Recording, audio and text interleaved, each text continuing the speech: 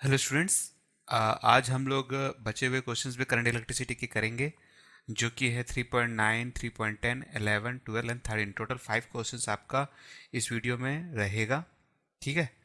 और क्वेश्चंस थोड़े से बड़े रहेंगे, तो प्लीज़ पेशेंस रखिएगा और क्वेश्चंस को खुद बनाइएगा, प्रैक्टिस करिएगा। मतलब देख देख के बनाने की पूरी कोशिश मत करिएगा। अगर नहीं बने तो सॉल्यूशंस को देखिएगा। ठीक है। मेरी सलाह यही रहेगी कि आप इसको खुद से बना के देखिएगा, क्योंकि ये क्वेश्चंस जितने भी हम लोग बनाने वाले हैं, इनमें प्रैक्टिस की बहुत ही ज़्यादा ज़रूरत पड़ती है। अगर प्रैक्टिस आप नहीं करेंगे तो आपको बहुत ही ज़्यादा टाइम लगेगा इन क्वेश्चंस को बनाने के लिए। ठीक है।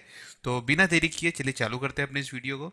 तो सबसे पहला हमारा जो क्वेश्चन है बोलता है, determine the current in each branch of the network. तो आप ये जो नेटवर्क देख रहे हैं, सर्किट देख रहे हैं, जो इसमें हर ब्रांच में कितना करंट फ्लो हो रहा है, इसके बारे में ये पूछ रहा है। ठीक है। देखिए, करंट के डायरेक्शन से पहले से दे चुका है, तो हमको बस इसका नाम देना है। तो मान लेते हैं कि ये हमारा सोर्स है, तो इसमें से जो करंट निकल रहा है उसको आई मान लीजिए। ठीक है। फिर इसका इसमें से ये आई जो है ये ब्रेक हो रहा है यहाँ पास में, तो मान लीजिए कि ये आई वन है और ये आई टू मान लीजिए। फिर ये आई वन इधर आके यहाँ से ब्रेक हो गया, देखिए। ठीक है। तो मैं मान लेता हूँ कि ये वाला आई थ्री हो गया। अगर ये आई थ्री है तो यहाँ पास जो करंट जाएगा वो कितना जाएगा, तो आई वन में से आई थ्री चला गया, तो यहाँ पास जो भी करंट बचेगा, तो इसका नाम दे देते हैं I one minus I three. ठीक है। फिर देखिए आई टू यहाँ आ रहा है, आई थ्री नीचे से आ रहा है और यहाँ दोनों जुड़ जा रहे हैं इसके साथ में, तो इसका नाम दे दीजिए आई two plus I three. Okay है। तो चलिए, नामकरण तो हो गया है। अब हमको लूप बनाना है। ठीक है। तो देखिए, मैं लूप बनाता हूँ। तो यहाँ से नेगेटिव है, ये पॉजिटिव है, तो इसके लिए इसका लूप जो है वो इस टाइप से जाएगा। ठीक है। फिर ये देखिए, इसको मैं इस तरीके से लूप बना लेता हूँ। ये डिपेंड करता है कि आप लूप किस टाइप से बना रहे हैं। ठीक है। आप चाहे तो इसको ऐसे भी बना सकते थे। तो लूप के बेसिस पे आपको इसका वैल्यूज को डिसाइड करना, मैं आपको बताऊंगा कैसे देखना है वो। तो इसका भी लूप मैं ऐसे ही बना लेता हूँ। ठीक है। अभी देखिए, ये लूप, अब ये देखिए करंट इधर जा रहा है, तो ये पॉजिटिव और ये नेगेटिव।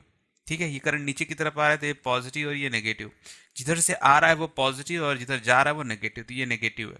अभी करंट इधर की तरफ आ रहा है, तो ये पॉजिटिव और ये नेगेटिव। अब करंट इधर की तरफ जा रहा है, तो ये पॉजिटिव और ये नेगेटिव। फिर ये करंट इधर की तरफ जा रहा है, तो ये पॉजिटिव और ये नेगेटिव। ठीक है। अभी एक चीज का ध्यान दीजिएगा आप यहाँ पास में, कि देखिए ये पॉजिटिव, ये करंट नीचे की तरफ आ रहा था यहाँ पास में। ठीक है। तो ये पॉजिटिव नेगेटिव, अगर लूप में आता तो मैं आपको बताता। चलिए, अब लूप कंप्लीट हो चुका है हमारा। ठीक है। तो कभी भी इस टाइप का अगर सर्किट आए, तो आपको याद होगा कि ये सर्किट कुछ कुछ ब्रिजस्टोन जैसा ही दिखाई देता है। तो इसके लिए इसको बैलेंस चेक करना बहुत जरूरी है, कि इसमें से जो करंट पास हो भी रहा है कि नहीं हो रहा है। ठीक है। ये बीच वाले सर्किट से।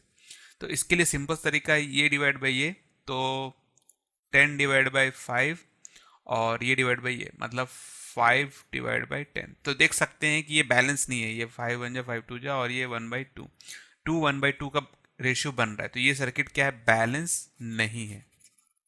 ओके है। तो अगर ये बैलेंस नहीं है, तो इसका मतलब है कि सभी में से, ये वाले में से भी करंट फ्लो हो रहा है। तो इसको लूप वाइज सबसे पहले किया जाता है, बाद में इसमें केसीएल थ्योरम भी लगाएंगे। कौन सा थ्योरम लगाएंगे, के सी एल। ठीक है। ये क्वेश्चन काफी बड़ा है। ठीक है। हो सकता है कि आधा घंटा भी ले ले, पर इसको प्रैक्टिस करेंगे, इसको कम से कम आपको 10 मिनट्स में लेके आना है। तो जितना ज्यादा प्रैक्टिस करेंगे, उतनी जल्दी आप इसका टाइम कंज्यूमिंग को कम कर पाएंगे। ठीक है। तो सबसे पहला लूप वन, तो इसको वन दे देता हूँ, इसको टू दे देता हूँ और इसको थ्री दे देता हूँ। तो लूप वन में देखेंगे आप यहाँ पास में, तो पहले यहाँ से कंसिडर करते हैं। ठीक है। तो यहाँ 10 ओम है अब। ठीक है। तो इसमें हम जो लगाएंगे, ये क्या लगाएंगे यहाँ पास में, यहाँ पास में हम लोग के सी एल थ्योरम लगाने वाले हैं। केवीएल और केसीएल का दोनों का यूज होने वाला है। ठीक है। सॉरी, के वी एल का यूज लगाएंगे। ठीक है। इसमें क्या होता है कि वोल्टेज का डिस्ट्रीब्यूशन को चेक किया जाता है। तो देखिए, ये है आर और ये है आई, तो V इक्वल टू होता है आई आर। ठीक है। तो 10 × I करेंगे तो V मिल जाएगा इसका। तो इसको वैसे ही करना है, तो इसको लिख लीजिए 10। अभी देखिए, लूप का डायरेक्शन इस साइड में जा रहा है, यहां से देखिए ऐसा घूम रहा है, और करंट की डायरेक्शन भी इसी साइड में जा रहा है। तो दोनों की डायरेक्शन अगर सेम है, तो ये वैल्यू जो है वो पॉजिटिव लिखेंगे यहाँ पास में, और ये I1। ठीक है। फिर ये लूप देखिए नीचे की तरफ आ रहा है, और करंट भी नीचे की तरफ आ रहा है, तो पॉजिटिव लिखेंगे। ये बहुत ही ज्यादा जरूरी है। ठीक है। ध्यान दीजिएगा, ये रहेगा I3। अभी देखिए ये लूप इस साइड में जा रहा है और करंट उल्टे डायरेक्शन में जा रहा है, इसका मतलब उल्टा हो गया। तो जब उल्टा डायरेक्शन हो गया तो यहां पास में आप लिखेंगे माइनस और I2,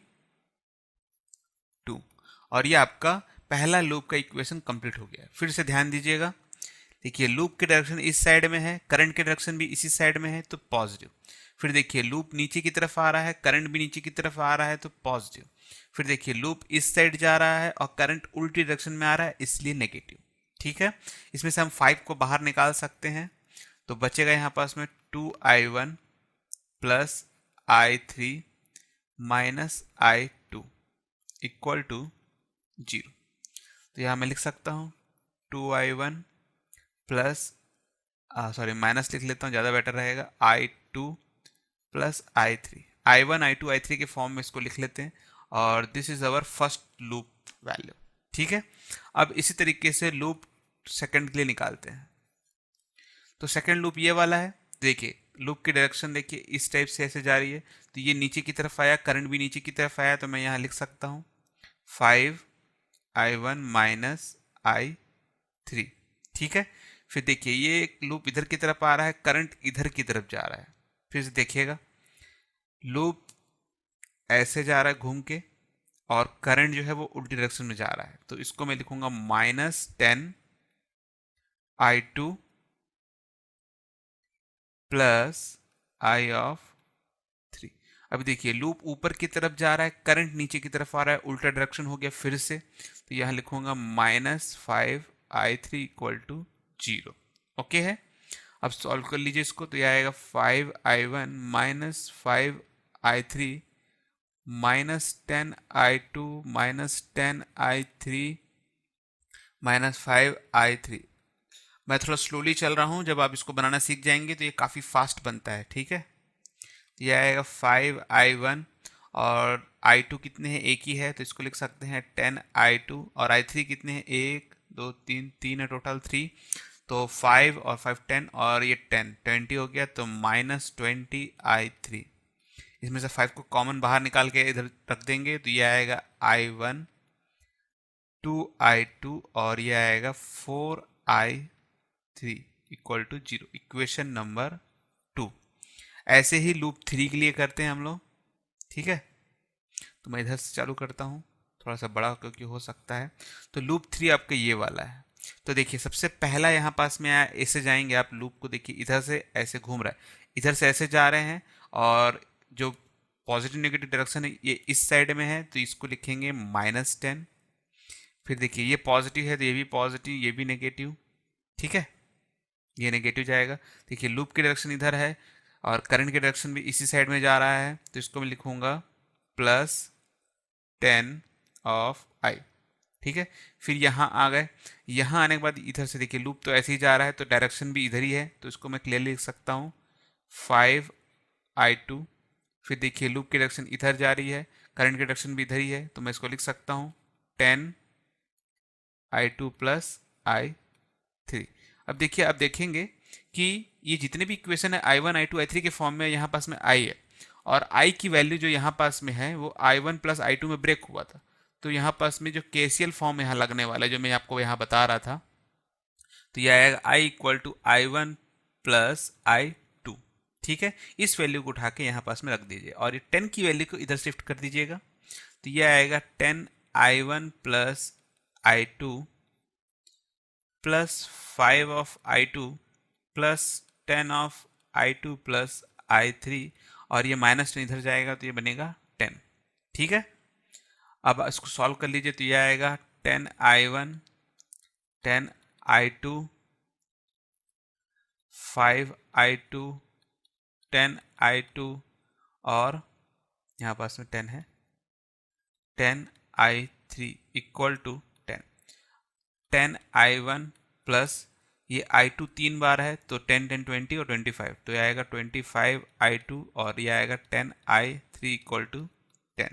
ठीक है, तो इसको मैं 5 को बाहर निकाल सकता हूँ मैं क्लियरली यहाँ से, तो 5 को बाहर निकालूंगा तो आएगा 2I1, ये 5I2, और ये आएगा 2I3, और 5 नीचे जाएगा तो ये बचेगा 2, और ये हो गया हमारा थर्ड इक्वेशन।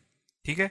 अब हमारे पास में 3 इक्वेशन है और तीनों इक्वेशन में I1, I2 और I3 है। ठीक है, ये तीनों इक्वेशन काफ़ी काम के हैं। ठीक है, तो चलिए नेक्स्ट पेज में चलते हैं और इन तीनों इक्वेशन को एक बार फिर से लिख लेते हैं और उसके बाद इसको कैसे सॉल्व करना है ये मैं आपको बता देता हूँ। ठीक है, तो जो मैथ्स वाले हैं वो शायद जानते हो, पर जो बायो वाले हैं उनको शायद प्रॉब्लम हो सकता है, तो ध्यान से देखिएगा कि इसको सॉल्व कैसे किया जाता है।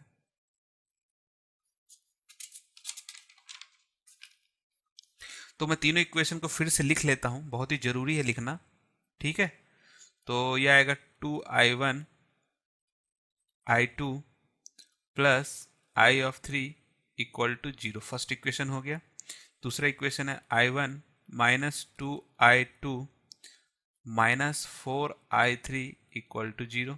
और तीसरा इक्वेशन है 2I1 plus 5I2 plus 2I3 equal to 2। ये फर्स्ट हो गया, ये सेकंड हो गया और ये थर्ड हो गया। ठीक है, अब इसमें मैथ्स का एक रूल लगाएंगे जिसको बोलते हैं CRAMER। क्रैमर जी नहीं है ना, सी है, क्रैमर रूल। ठीक है, जो डिटरमिनेंट में आपका आएगा आपका मैट्रिक्स के बाद वाला जो फॉर्म है। ठीक है, अब इसको सॉल्व कैसे करते हैं उसको देखिए आप यहाँ पास में क्रैमर रूल को देखिए। ये I1 I2 I3 वैल्यू निकालना है, तो इसको छोड़ के ये जो आपको वैल्यू दिख रहा है, कोफिशिएंट्स जो दिख रहे हैं, इसको लिखना है खाली। ठीक है, जैसे यहाँ 2 है तो यहाँ लिख लीजिए 2, फिर यहाँ कुछ नहीं है -1 है तो यहाँ लिखिए -1, यहाँ कुछ नहीं है तो लिखिए 1, फिर यहाँ कुछ नहीं है तो यहाँ लिखिए 1, यहाँ -2 है, -4 है, फिर नीचे वाले में ये 2 है, ये 5 है और ये जो वैल्यू है ये है 2। ठीक है, इतनी जल्दी कंप्लीट हो गया। देखिए इसको बोलते हैं matrix form, triple matrix form, 3 × 3 का रेशियो है। अब इक्वल टू यहाँ लगाइए, अब इस वाले वैल्यू को लिखिए तो यह आएगा 0 0 2। ओके है, ठीक है। अब ये पहला वाला I1, ये दूसरा वाला I2 और तीसरा वाला I3 का जो फॉर्मूला है वो देखिए क्या है। तो I1 का फॉर्मूला होता है del1/del, सेकंड वाले के लिए जो निकालेंगे हम लोग वो निकलेगा del2/del, और तीसरे वाले के लिए जो निकालेंगे वो निकलेगा del3/del। देखिए इसको इस फॉर्म में इसलिए लिखा गया क्योंकि देखिए इसको जो मैं फॉर्म बनाया हूं, देखिए I1 I2 I3 तीनों को एक एग्जैक्टली एक जैसे ही दिख रहे हैं, तीनों के तीनों इक्वेशन। अभी देखिए I3 को इधर या I2 को इधर मत करिए, नहीं तो वैल्यूज में गड़बड़ा जाएगा, यहाँ पास में प्रॉब्लम आ सकता है। तो इस चीज को आपको ध्यान देना है। ठीक है, अब देखिए del1 और ये del, तो सबसे पहले हमको ये del की वैल्यू निकालनी है।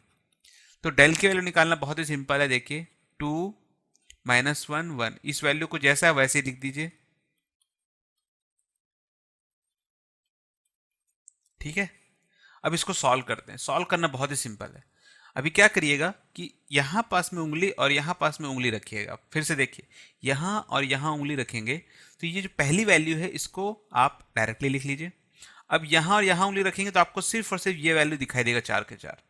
तो इसके बाद वाली वैल्यू जो ये है इसको इससे मल्टीप्लाई करिए और इस वाली वैल्यू को इससे मल्टीप्लाई करिए। ठीक है, तो ये आएगा 2 2 जा 4, तो ये आएगा -4, फिर यहाँ माइनस लगाइएगा, 4 5 जा 20, तो ये आएगा -20। ठीक है, ध्यान से करिएगा। फिर इसके बाद आता है अगला -1। तो -1 आने के बाद देखिए इसको ध्यान से रखिएगा ना, इस -1 में क्या करिएगा, इसमें उंगली रखिएगा और इसमें उंगली रखिएगा। अब यहाँ उंगली रखिए तो इसकी बाद वाली वैल्यू आती है ये, तो इसमें से इस वाले 4 को इस 2 से मल्टीप्लाई करिएगा, क्रॉस वाला। 10th में इसमें आपको पढ़े भी होंगे क्रॉस मल्टीप्लिकेशन वाला। ठीक है, 4 वाले को 2 से और 1 वाले को 2 से। ठीक है, तो देखिए -4 × 2 -2, क्रॉस मल्टीप्लिकेशन मेथड जो था आपका 10th में मैथ्स में, उसका यूज हम यहाँ कर रहे हैं। ठीक है, फिर आता है 1, तो ये ऐसे ही रख देंगे। देखिए बहुत बच्चे कंफ्यूज हो जाते हैं यहाँ पास में कि यहाँ और यहाँ जब उंगली रखते हैं तो 1 को 2 से और ये 4 को इससे करते हैं, 2 को 4 से मल्टीप्लाई कर, ये गलत है। ठीक है, इस चीज़ का ध्यान दीजिएगा। उंगली जब यहाँ रखेंगे तो इसके बाद वाली वैल्यू को देखना है। जैसे यहाँ उंगली रखा तो इसके बाद वाली वैल्यू ये आती है, तो 1 × 5, तो 1 × 5 -2 2 जा 4, तो ये -4। ठीक है, आई होप आपको ये समझ में आया होगा। अब बस सॉल्व करना है। 2 और ये माइनस माइनस प्लस हो जाएगा तो 20 और ये -4, तो ये वैल्यू कितनी आएगी 16। फिर ये माइनस, ये 4 टू जा 8 -8 और ये -2, ठीक है। तो -8 -2 -10 और -10 इंटू -1, ये बन जाएगा आपका, -10 लिख लेता हूँ फिर बाद में देख लेंगे। और ये आएगा 1, ये 4 और ये 5 और ये माइनस माइनस 4, तो ये हो जाएगा +4, तो ये हो जाएगा 9, ठीक है। तो ये डेल आपका अब निकल के आ रहा है लगभग लगभग। तो 2 इंटू 16, तो डेल की जो वैल्यू है ये आएगा 32, फिर ये आएगा +10 और ये आएगा +9। सॉल्व करेंगे तो आएगा 51। तो ये आ गया आपका डेल की वैल्यू, ठीक है। अब हमको डेल 1 निकालना है। तो डेल 1 भी बहुत ही सिंपल सा है। देखिए क्या करना है, ये जो वैल्यू दिख रहा है इस वैल्यू को उठा के ये पहला वाला जो कॉलम दिख रहा है यहाँ रख दीजिएगा। तो इसको लिखेंगे मैं 0 0 2, बाकी पूरी वैल्यू सेम टू सेम है, 1 -4 और 2, ठीक है। बाकी सॉल्यूशन जो सॉल्व किए थे हम लोग इसको यहाँ पास में वैसे का वैसे ही सॉल्व करना है। तो ये 0 है, तो ये वैल्यू को लिखेंगे सबसे पहले, तो -2 इंटू 2, तो ये आएगा -4, फिर माइनस और 5 4 जो 20, तो ये आएगा -20, ठीक है। -1 यहाँ उंगली और यहाँ उंगली, तो इसके बाद वाला वैल्यू ये आता है। तो -4 इंटू 2 ये आएगा -8 और फिर इसकी वैल्यू इसके साथ में, तो ये -0, फिर आएगा 1 की वैल्यू। तो 1 की वैल्यू आएगा तो ये आएगा 0 और इसको लिखेंगे तो आएगा -4, ठीक है। सॉल्व करेंगे तो ये पूरी वैल्यू 0 हो जाएगी और ये माइनस और ये माइनस प्लस हो जाएगा, तो +8 हो जाएगा ये आपकी वैल्यू। और ये माइनस माइनस प्लस हो जाएगा और 4 इंटू 1 4 होता है, तो आंसर आएगा 12, ठीक है। बहुत ही सिंपल तरीके से आया, साथ ही साथ आप भी करते जाइएगा, ठीक है। फिर अगला क्वेश्चन देखिए, इसमें देखिए डेल 2 निकालना है हमको। तो डेल 2 के लिए क्या करेंगे, पहली वाली वैल्यू को वैसा का वैसे लिखेंगे, 2 1 2, सेकंड वाले में इसके जगह में इसको रखना है आपको, 0 0 2, और फिर इसको रखेंगे आप 1 -4 2, ओके है, ठीक है। अब सॉल्व करते हैं। तो सबसे पहले 2 और इस वैल्यू को इसके साथ करेंगे तो 0 और ये वाला 8, तो -8, ठीक है। फिर 0, फिर 0 के बाद ये आएगा, देखिए 0 भले होने वाला है फिर भी पूरा लिखिएगा, 4 2 जा 8, तो ये आएगा -8, फिर -2 +1, तो ये आएगा 1 इंटू 2 2 और ये -0, तो माइनस माइनस प्लस, ठीक है। तो 4 2 जा 60, सॉरी 8 2 जा 16 आएगा, +0 और ये +2, तो 16 और 2 आपका आ जाएगा 18, ओके है, ठीक है। अब आता है अपना डेल 3। तो डेल 3 को निकालते हैं। तो डेल 3 की वैल्यू के लिए क्या करना है, 2 1 2 -1 -2 5, और तीसरे वाले जो कॉलम है उसको हटा के 0 0 2, ओके है, ठीक है।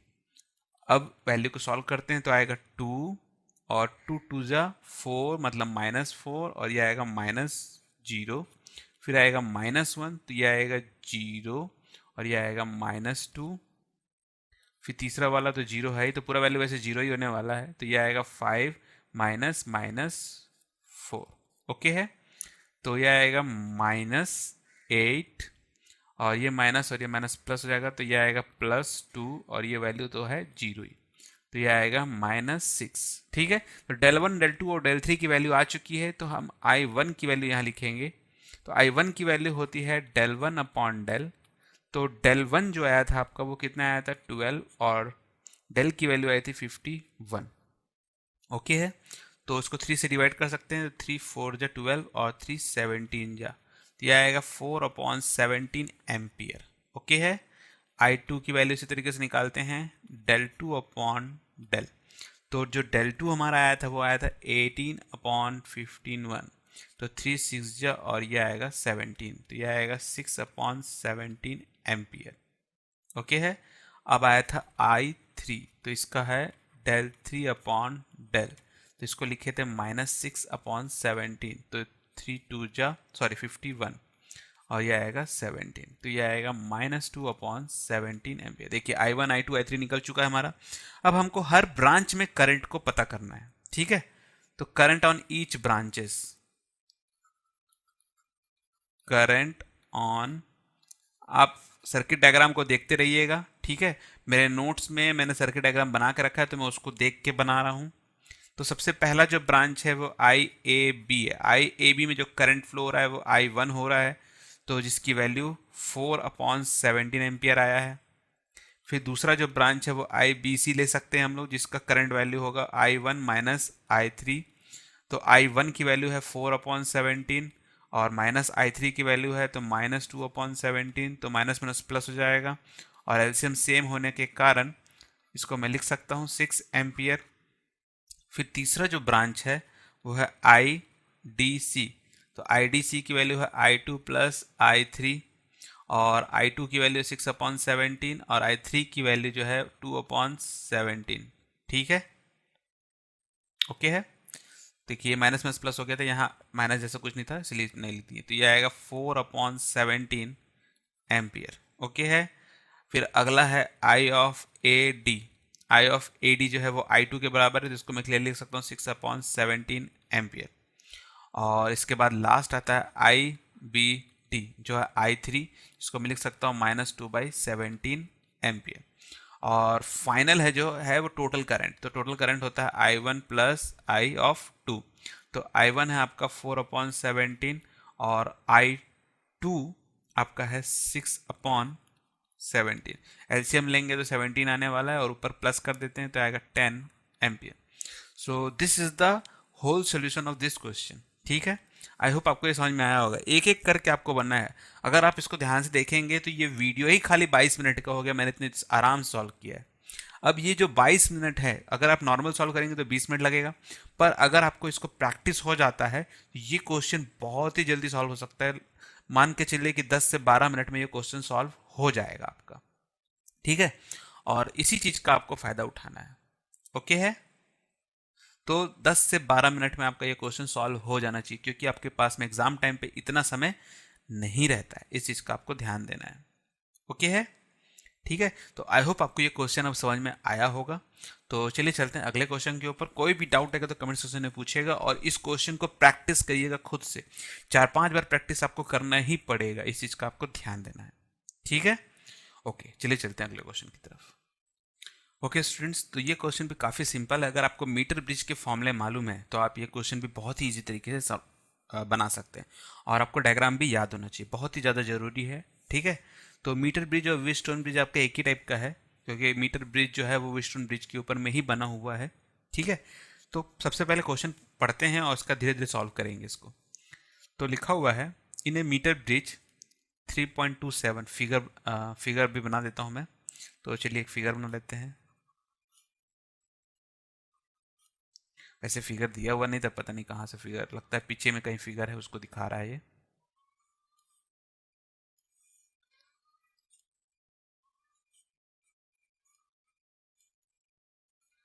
This is the figure. और यहाँ पास में एक गैल्वेनोमीटर लगा होगा, यहाँ पास में जॉकी लगा हुआ है, ठीक है। और ये आपका वोल्टेज है और ये आपका की है।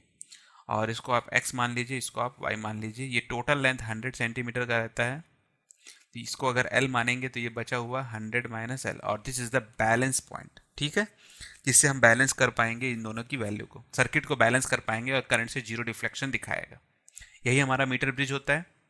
अब पूछ रहा है the balance point is found to be 39.5 centimetre. तो इसका मतलब है कि ये जो वैल्यू है वो है 39.5 सेंटीमीटर का फ्रॉम द इंड ए। तो इसका पॉइंट ए दे दीजिए और इसको दे दीजिए आप कुछ भी दे सकते हैं, बी दे सकते हैं, ठीक है।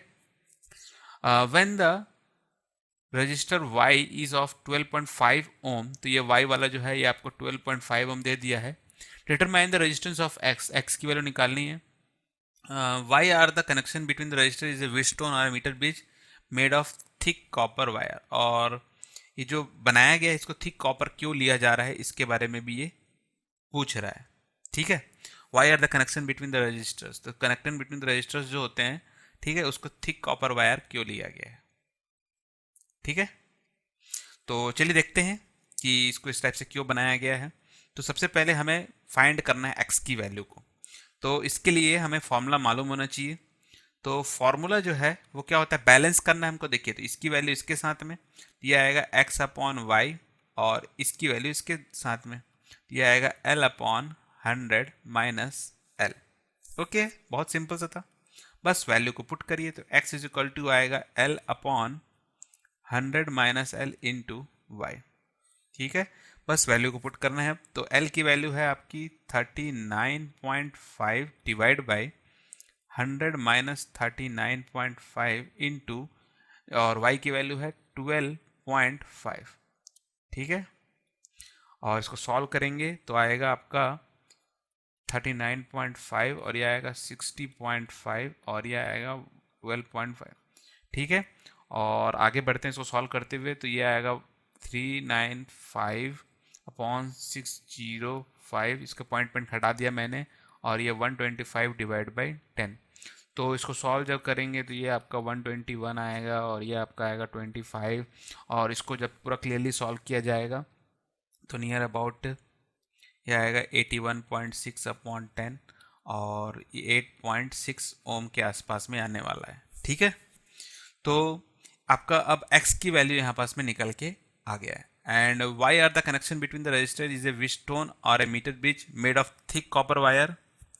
तो सिंपल सी बात है, तो देख सकते हैं यहाँ पास में जो रेजिस्टेंस की वैल्यू है वो काफ़ी ज़्यादा कम है। अब इसकी रेजिस्टेंस की वैल्यू काफ़ी ज़्यादा कम होने के कारण जो करंट ड्रॉन होगा वो काफ़ी ज़्यादा हो सकता है, और हमें क्या करना है, उसे प्रोटेक्ट भी करना है। और इसी के कारण ये थिक कॉपर वायर का यूज़ यहाँ पास में किया जाता है, जिससे सर्किट जो है वो डैमेज ना हो। ठीक है, तो आई होप आप मेरे आंसर से संतुष्ट होंगे, सेटिस्फाई होंगे। अगर आपको लग रहा है कि और भी कुछ हो सकता है तो आप कमेंट के थ्रू बता सकते हैं। ठीक है, ठीक है, चलिए चलते हैं इसी में अगला क्वेश्चन देखते हैं।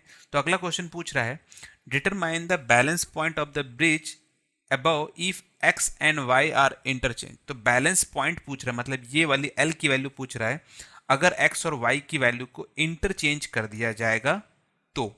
ठीक है, तो चलिए इंटरचेंज कर देते हैं। तो इंटरचेंज करेंगे तो क्या होगा, आपका वैल्यू, ये वाली वैल्यू जस्ट ऊपर नीचे हो जाएगी। ठीक है, तो चलिए सेकंड बनाते हैं। तो ये आएगा y अपॉन एक्स, और ये l अपॉन 100 माइनस एल तो रहना ही वाला है। और y की वैल्यू कितनी थी 12.5, और x की वैल्यू कितनी थी 8.16, और l की वैल्यू तो हमें फाइंड आउट करनी है, और ये 100 माइनस एल मल्टीप्लाई कर लीजिए। तो ये आएगा 12.5 100 माइनस एल, और ये आएगा 8.16 इंटू एल। सॉल्व करेंगे तो आएगा 1250 माइनस 12.5L, और यह आएगा 8.16L। इसको इधर जाएंगे तो सम करेंगे तो आएगा 1250 equal to 12.5L plus 8.16L। आगे सॉल्व करेंगे तो आएगा 20.66L, और यह आएगा 1250, और L की वैल्यू यहाँ पास में निकल के आएगा 60.5 ओम। ठीक है, तो this is the value, centimetre में आएगा, सॉरी ओम नहीं बोल सकते इसको, तो सेंटीमीटर में आपकी इसकी वैल्यू निकल के आएगी। ठीक है, तो एल की वैल्यू आएगा आपका 60.5 सेंटीमीटर पे बैलेंस हो जाएगा आपका सर्किट। अब इसी पे थर्ड क्वेश्चन जो पूछ रहा है उसको देख लीजिए। तो थर्ड क्वेश्चन में क्या पूछ रहा है, देखिए, what happen if the galvanometer and cell are interchange at the balance point of the bridge. अगर देखिए सर्किट यहाँ पास में बैलेंस है, पहले से देखिएगा, ध्यान रखिएगा, बैलेंस पॉइंट पे इंटरचेंज हो रहा है। तो अगर सर्किट बैलेंस है तो would the galvanometer show any current. तो गैल्वेनोमीटर पे कोई भी करंट का डिफ्लेक्शन नहीं होने वाला। अगर आपके सर्किट ऐसे देखिए,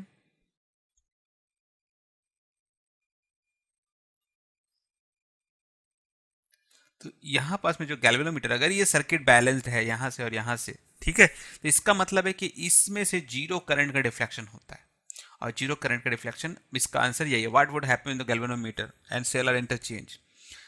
तो गैल्वेनोमीटर में कुछ भी करंट शो होगा क्या, नहीं, तो इसका आंसर होगा zero current will be shown on the galvanometer. Okay, तो थर्ड क्वेश्चन का आंसर भी मैंने बता दिया आपको। आई होप आप मेरे आंसर से संतुष्ट होंगे। ठीक है, तो चलिए चलते हैं अगले क्वेश्चन की तरफ में। ओके, तो ये हमारा थर्ड क्वेश्चन है, बहुत ही सिंपल सा क्वेश्चन है, इसमें ज़्यादा कुछ है नहीं। देखिए क्या बोलता है, a storage battery of EMF 8 volt, एक बैटरी जिसका ईएमएफ आपका 8 वोल्ट का है, and internal resistance 5 ohm is given. तो उसके बाद बोल रहा है is charge by a 120 volt DC supply.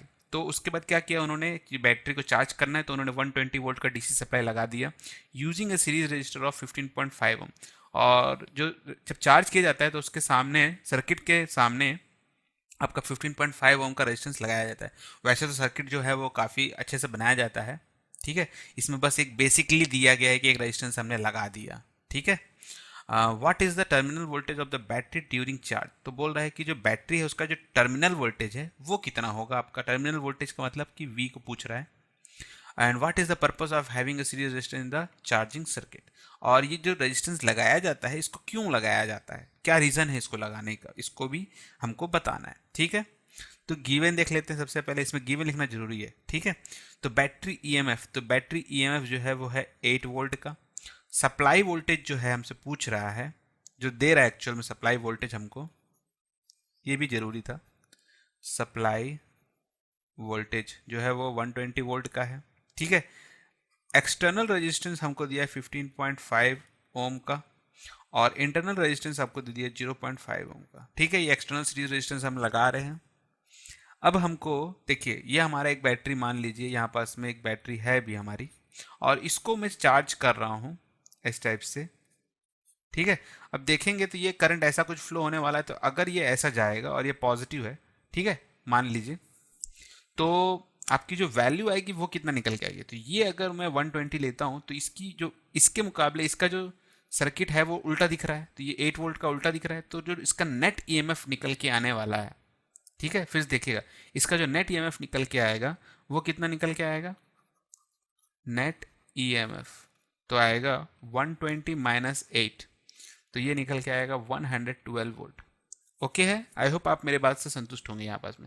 अब इसमें ये आपका कंप्लीट हो रहा है। अब यहाँ पास में ही आपका एक रेजिस्टेंस बाद में लगाया जाएगा, ठीक है। तो ये टोटल ईएमएफ है। अब यहाँ पास में एक रेजिस्टेंस लगा के इसको ब्रेक कर सकते हैं हम लोग, ठीक है, जो कि सीरीज में लगाया जाएगा यहाँ पास में ऐसे, सॉरी इस जगह नहीं, इस जगह में लगाया जाएगा बाद में। पहले तो हमको वोल्टेज चेक करना था कि जो एक्चुअल ईएमएफ है वो कितना है। बाद में इसमें जो वोल्टेज ड्रॉप होगा वो तो हम बाद में देखेंगे ही देखेंगे कि कितना वोल्टेज ड्रॉप हो जा रहा है, ठीक है। तो 120 वोल्ट का ईएमएफ हमारा बन रहा है यहाँ पास में, सॉरी 112 वोल्ट का ईएमएफ बन रहा है। तो इस सर्किट में से जो करंट पास हो रहा है वो कितना हो रहा है, तो आई की वैल्यू कितना निकल के आएगा। तो ई इक्वल टू होगा आपका आई आर प्लस आर। तो आई की वैल्यू आएगा E upon capital R plus R, okay है। ओके, तो ई आपका आएगा 112 वोल्ट और आर की वैल्यू आएगा 15.5 प्लस 0.5, ओके है। अब इसको सॉल्व करेंगे तो यह आएगा आई की वैल्यू 112 अपॉन, यह आएगा 16, ठीक है। और जब इसको सॉल्व करेंगे तो ये आएगा 7, तो 7 एम्पियर का करंट इसमें से फ्लो होने वाला है, ठीक है। अभी एक चीज को ध्यान देखेंगे तो 7 एम्पियर करंट काफी ज्यादा करंट होता है, ठीक है।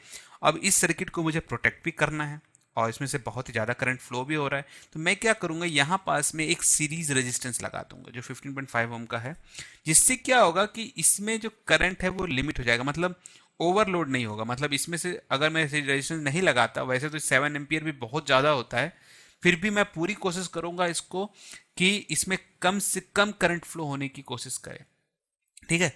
तो इसके इस जो सीरीज रेजिस्टेंस है इस पे कितना पोटेंशियल ड्रॉप होगा, तो V इक्वल टू होता है V प्लस आई आर। आपको मैं आंसर एक और दूंगा अभी थोड़ी देर में।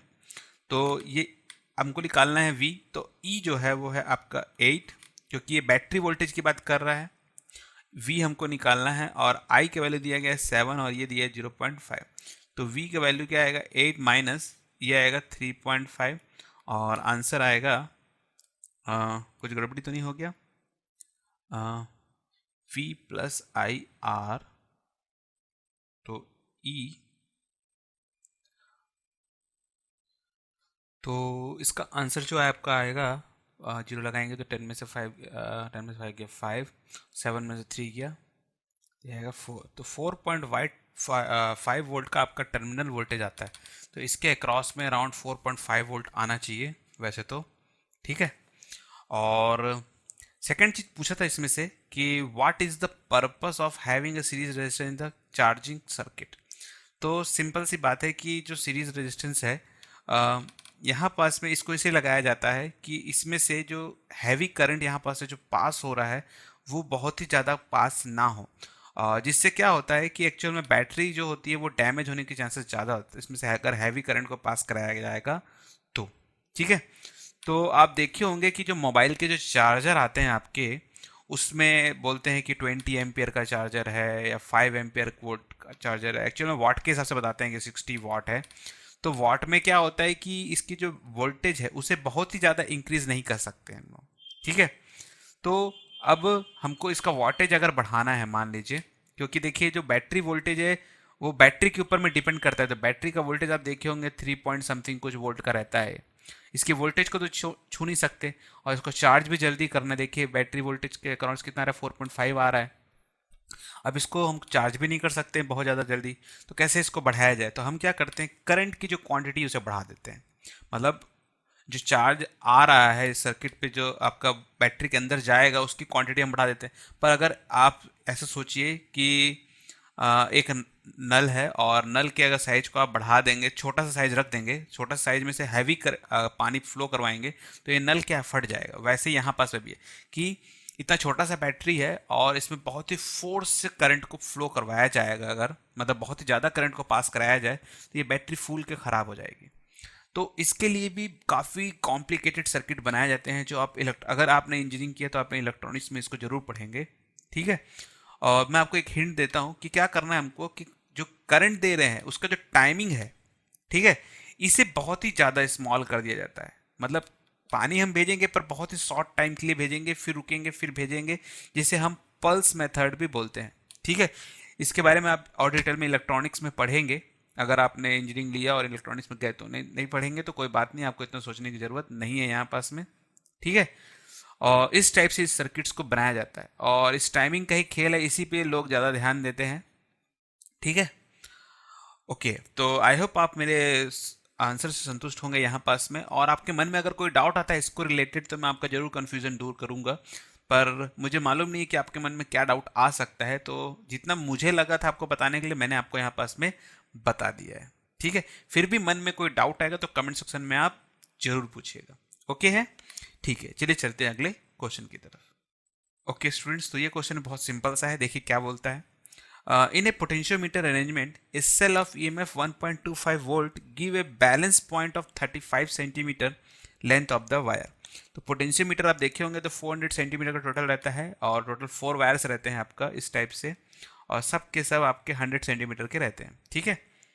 और पहला जो बैलेंस पॉइंट हमें मिला वो कितने मिला, मान लीजिए यहाँ या यहाँ कहीं मिला होगा, 35 सेंटीमीटर पे मिल गया, जिसमें जो हमको वोल्टेज लगाए थे, हम यहाँ पास में जो सेल लगाए थे आपका, वो आया था 1.25 वोल्ट का। अब क्या किया गया, if the cell is replace by of the other cell, तो अगर सेल को रिप्लेस मैं कर देता हूँ, मान लीजिए इसका E1 अगर EMF होगा तो E2 से मैं अगर इसको रिप्लेस कर दूँ तो मेरा बैलेंस पॉइंट यहाँ से हट के कहीं और चला गया, मान लीजिए 63 सेंटीमीटर पे चला गया जो यहाँ पास में दिया गया है। What is the EMF of the second cell, तो पूछ रहा सेकंड सेल का EMF क्या है। तो अगर आप पोटेंशियोमीटर का थ्योरी अच्छे से पढ़े होंगे, ठीक है, तो आपको फॉर्मूले मालूम होंगे इसके। तो E1 की जो वैल्यू दी गई है 1.25 वोल्ट का है। अभी मैं आपको थियोरेटिकल पार्ट यहाँ पास में नहीं पढ़ाऊंगा। ठीक है। ये 35 सेंटीमीटर का है और ये 63 सेंटीमीटर का L2 दे रहा है, और E2 आपको यहाँ पास में पूछ रहा है। खाली फॉर्मूला पुट करिए, आपका आंसर आ जाएगा। तो फॉर्मूला क्या है, E1 अपॉन E2, और ये आएगा L1 अपॉन L2। सिंपल सा है, E2 हमको निकालना है तो E2 अपॉन E1 कर दीजिएगा और ये L2 अपॉन L1 कर दीजिएगा। तो E2 की वैल्यू जाएगी L2 upon L1 into E1। ठीक है, मतलब EMF। बस वैल्यू को पुट करिए तो आएगा 63 अपॉन 35 इंटू 1.25, और इसको ऐसे लिख सकते हैं 63 अपॉन 35 इंटू 125 डिवाइड बाई 100। और जब इसको आप सॉल्व करेंगे तो ये आएगा आपका 2.25 वोल्ट। बहुत ही सिंपल सा कैलकुलेशन है। 5 7 जा करेंगे, 7 1 जा 7 9 जा करेंगे और इसको 25 से मल्टीप्लाई करेंगे तो 2.225 आएगा, और नीचे 100 है तो 2 पॉइंट लगा दीजिएगा। ठीक है, इतना सिंपल सा कैलकुलेशन था। बस यहाँ पर से फॉर्मूला का खेल है, और थियोरेटिकल पार्ट अगर आपको समझ में नहीं आता है तो मैं उसका लिंक ऊपर दे दूंगा। और स्टार्टिंग के वीडियो में वैसे मैं प्लेलिस्ट देता ही हूँ, और कोई भी जब मैं क्वेश्चन सॉल्व करवाता हूँ तो उसका प्लेलिस्ट में स्टार्टिंग पॉइंट पे दे देता हूँ कि अगर किसी भी बच्चे को कोई प्रॉब्लम आता है तो सबसे पहले थ्योरेटिकल पार्ट देख ले, उसके बाद ही न्यूमेरिकल को सॉल्व करे। ठीक है, तो चलिए चलते हैं अगले क्वेश्चन की तरफ। ओके, तो ये हमारा लास्ट क्वेश्चन है इस वीडियो का भी और इस चैप्टर का भी। ठीक है, चलिए क्वेश्चन देखते हैं। बहुत ही सिंपल सा क्वेश्चन है, ये भी थोड़ा टॉपिक रिलेटेड ही है। तो इसके लिए आपको ओम्स लॉ वाला टॉपिक मालूम होना चाहिए, फ्री इलेक्ट्रॉन वाला जो करंट को निकाला जाता है, तभी आपको ये बनेगा। ड्रिफ्ट वेलोसिटी का फॉर्मूला आपको, डेरिवेशन अगर आपको मालूम है तो आप आराम से कोई भी क्वेश्चन सॉल्व कर सकते हैं इस चैप्टर के। ठीक है, अगर डेरिवेशन में आपको प्रॉब्लम है तो आपको बहुत ही ज़्यादा दिक्कत होगी। ये वैल्यूज आपके लिए कोई काम के नहीं है अगर आपको फॉर्मूला याद नहीं है तो। और फॉर्मूले को याद रखना इतना आसान नहीं होता है, इसके लिए आपको डेरिवेशंस बनाने ही पड़ेंगे। अगर डेरिवेशन नहीं बनेगा आपसे तो आपको ये क्वेश्चंस भी नहीं बनने वाले हैं। ठीक है, प्लीज़ आप पहले डेरिवेशंस को जरूर करिएगा। देखिए गिवन वैल्यूज में क्या क्या दिया हुआ है। The number density of free electron in copper conductor estimated, example number 3.1 is 8.5 × 10⁻28 metre cube. तो इतना डेंसिटी में आपको, इतना आपका नंबर ऑफ फ्री इलेक्ट्रॉन्स हैं, तो ये आपका n की वैल्यू दे दिया गया है यहाँ पास में। तो 8.5 × 10⁻28 पर मीटर क्यूब के हिसाब से। ठीक है, पर मीटर क्यूब में आपके इतनी फ्री इलेक्ट्रॉन्स हैं। How long does an electron take to drift. How long बोला है मतलब कि बहुत लोग बच्चे सोचते हैं कि लेंथ है, हाउ लॉन्ग मतलब कि टाइम पूछ रहा है। From one end to another end. ठीक है, one end of a wire of length, तो लेंथ दे दिया आपका 3 मीटर का, टू इट्स अनदर एंड, तो ये आपका अगर मान लीजिए कॉपर वायर है तो एक एंड से दूसरे एंड तक। ठीक है, the area of cross section area, तो एरिया दे दिया गया है यहाँ पास में 2 × 10⁻⁻6 metre square. And it is carrying a current of, तो आई दे दिया गया है 3 एम्पियर। तो टी पूछ रहा है आपको, तो इसको टी को निकालने के लिए आपको जो इलेक्ट्रॉन फ्लो हो रहा है इसकी वेलोसिटी मालूम होना चाहिए, क्योंकि लेंथ हमें मालूम है। अगर वेलोसिटी मालूम हो गया तो हम टाइम निकाल सकते हैं, velocity equal to displacement upon time से। ठीक है, तो हमको वेलोसिटी निकालने के लिए फॉर्मूला हमको मालूम होना चाहिए। तो ड्रिफ्ट वेलोसिटी का फॉर्मूला होता है I upon E N V A D होता है। ठीक है, इस एक्चुअल में जो फॉर्मूला है वो ये है, I equal to E N V D A, और हमको ये वी डी चाहिए यहाँ पास में। ठीक है, तो हम क्या करेंगे, वी डी इक्वल टू होता है I upon E N A. ठीक है, इस वैल्यू को आप बस पुट करिए, आपका आंसर आ जाएगा। तो आई की वैल्यू कितना दिया गया 3, और ई की वैल्यू होती है 1.6 × 10⁻19, और एन की वैल्यू दिया गया है 8.5 × 10⁻28। ठीक है, और आई का ए का वैल्यू दिया गया है 2 × 10⁻6। जब भी आप सॉल्व करेंगे तो 10 टर्म्स को अलग कर लीजिएगा, 10 वाले टर्म को, तो आपका कैलकुलेशन बहुत ही ईजी हो जाएगा। तो इसको लिख सकता हूँ मैं 16, इसको लिख सकता हूँ 85, और इसको लिख सकता हूँ 2, और बाकी 10 वाले टर्म और ये जो पॉइंट्स मैंने हटाए हैं सबको एक साथ कर दीजिए। तो ये आएगा -19 + 28 -6, और इसका एक पॉइंट हटाया हूँ तो यहाँ पास लिख दीजिए -2। ओके है, और जब इसको आप सॉल्व करेंगे तो ये आएगा 3/16 × 85 × 2 × 10। ओके, और जब आप इसको पूरा सॉल्व करेंगे तो आपका वैल्यू जो आएगा वो आएगा 0.00011। इसको मैं लिख सकता हूँ 1.1 × 10⁻⁻4। ओके है, ये आपका वेलोसिटी है मीटर पर सेकेंड। अब आपको टाइम पूछ रहा है, तो t इक्वल टू होगा डिस्टेंस अपॉन वेलोसिटी। तो डिस्टेंस आपको 3 दिया गया, वेलोसिटी आपका 1.1 × 10⁻⁻4 दिया गया। जब आप सॉल्व करेंगे तो आएगा 2.73 × 10⁻4 सेकेंड। ठीक है, तो यहाँ से यहाँ तक जाने में जो इलेक्ट्रॉन है उसको समय लगेगा इतना, काफ़ी ज़्यादा समय लग रहा है यहाँ पास में। ठीक है, आई होप आपको ये क्वेश्चन समझ में आया होगा। इसका रीज़न सिंपल सा है, क्योंकि इसकी जो वेलोसिटी है वो काफ़ी ज़्यादा कम है। ठीक है, इसीलिए इसको इतना ज़्यादा समय यहाँ पास में लग रहा है 3 मीटर की डिस्टेंस को ट्रैवल करने के लिए। वैसे तो करंट जो है वो काफ़ी ज़्यादा तेज़ी से फ्लो होता है। ठीक है, ये था लास्ट क्वेश्चन हमारा। तो इसके डेरिवेशन अगर आपको बनेगा तो ये आपको जरूर बन जाएगा। ठीक है, वैसे ये फॉर्मूला बहुत सिंपल सा है, इसके बारे में आप देखे भी होंगे ओम्स लॉ वाले में। ओरिजिन ऑफ रेजिस्टिविटी का जब डेरिवेशन सॉल्व करते हैं तो उसमें आपको ये आई वाला वैल्यू दिखाया जाता है कि इसको कैसे निकालना है। ठीक है, इसका फुल डेरिवेशन आपको मेरे प्लेलिस्ट में मिल भी जाएगा इस करंट इलेक्ट्रिसिटी के चैप्टर में। तो ठीक है, फिर इस वीडियो को यहीं क्लोज करते हैं। इसी तरीके से हमारा चैप्टर भी कंप्लीट होता है। तो पूरे चैप्टर में अगर कहीं पास में भी आपको कोई भी डाउट हो तो कमेंट सेक्शन में आप जरूर पूछिएगा, विदाउट एनी हेजिटेशन। ठीक है, तो ठीक है, फिर इस वीडियो को यहीं क्लोज करते हैं। आई होप ये वीडियो आपको पसंद आया। अगर पसंद आया है और अगर इस वीडियो से आपको कुछ भी हेल्प मिला है तो इसे लाइक और शेयर जरूर कर दीजिएगा, जिससे ये वीडियो ज़्यादा से ज़्यादा लोग तक पहुंच पाए और इस वीडियो का लोग ज़्यादा से ज़्यादा बेनिफिट उठा पाए। और हमारे चैनल से आप नहीं जुड़े हैं तो सब्सक्राइब करना बिल्कुल भी ना भूलें। Thank you for joining this video. आपका दिन शुभ रहे।